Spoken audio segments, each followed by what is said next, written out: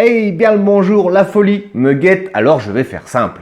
Dans cette vidéo impressionnante de vulgarisation, nous allons checker une entreprise que j'adore depuis 1 ou 2 mois et que je consolide dès que j'ai 10 balles à mettre dessus. Voilà, pour certains avec 10 balles on s'achète des conneries, et moi avec 10 balles je me fais une retraite.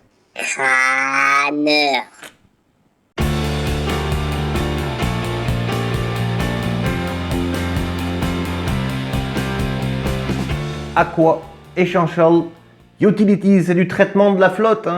Alors si toi aussi tu es un marin d'eau douce, viens, on va checker cette entreprise. Et après, mon petit doigt me dit que tu vas chercher à rentrer dessus. Bande de petits malins. C'est parti, un rendement de 2,34%, un sur tes dividendes majestueux de 19, un score de croissance majestueux aussi de 17.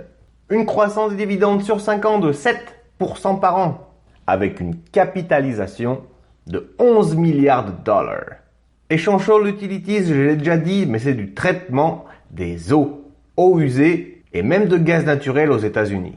Elle fournit aussi une eau brute aux entreprises dans l'industrie du forage, par exemple. La société dessert environ 5 millions de clients quand même. Elle a été fondée en 1886 et a son siège social en Pennsylvanie. Le prix de l'action sur 10 ans. En juin 2012, elle était à 14 $ et maintenant on est plus aux alentours des 45 $. Un retour sur un an de moins 1% quand le S&P par exemple faisait moins 6 et un retour sur 5 ans de 59% quand le S&P 500 par exemple faisait plus 63. Excellent. L'historique du dividende sans interruption depuis beaucoup plus de 30 ans à la fréquence, comme bien souvent de 4 fois par an, avec un montant annuel à terme à 1,07 $. Très belle courbe, vous en conviendrez. Au niveau de la rentabilité et sa marge opérationnelle, en 2021, elle était de 32,1%. Sa marge nette en 2021 était de 23% et son retour sur capitaux propres en 2021 était de 8,3%. Et si tu n'as rien compris à ces chiffres concernant la rentabilité, je te mets comme à l'habitude un petit extrait de la chaîne Morning. Je t'invite d'ailleurs à aller la checker et aussi à t'abonner à eux. Franchement, pour l'instant, il n'y a rien de mieux. Ici, dans la section rentabilité, le graphique marge opérationnelle indique la rentabilité générale en divisant le bénéfice d'exploitation, ce qui reste après qu'une entreprise a déduit son coût des marchandises vendues et ses dépenses d'exploitation, par ses ventes totales. Un chiffre supérieur à 12% est généralement un bon signe pour la plupart des entreprises. La marge nette, parfois appelée marge bénéficiaire, mesure le revenu net ou le profit généré en pourcentage du chiffre d'affaires, c'est-à-dire les bénéfices nets divisés par les revenus. La marge nette est généralement exprimée en pourcentage et illustre la part de chaque dollar de revenu qui se traduit en profit.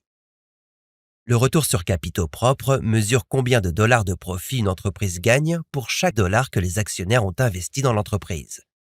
Il est calculé en divisant le résultat net de la société par les capitaux propres. Au-dessus de 10%, c'est généralement un bon signe pour la plupart des entreprises. Alors, sur mon broker, elle est à 42,18 € actuellement. Et concernant mes performances en pleine crise, je suis en moins-value de 4,52 $. 64 maintenant. En gros, j'ai perdu un peu d'argent. Mais je dois t'avouer que ça m'inquiète pas beaucoup. J'ai 24 actions en tout avec un prix d'achat à 42,37 $. Concernant les dividendes, en juin 2022, ils étaient de 26 centimes par action. Et 13 analystes ont donné leurs estimations à 69% acheter, profitons de la baisse, entre guillemets, et 31% de conserver. Et moi, si je devais me greffer et donner mon avis, je dirais plutôt qu'il faut continuer à investir dedans. En DCA, c'est très bien. D'ailleurs, en parlant de DCA, je crois que c'est le titre de la vidéo de demain. Alors, elle est pas ouf, cette boîte? Bref, si tu veux en savoir plus, j'ai évidemment mis tous les liens dans la description pour les plateformes que j'ai utilisées. Morning comme Trade Republic. De toute façon, tu peux t'inscrire gratuitement, bien entendu. Allez, bonne journée, et puis à demain.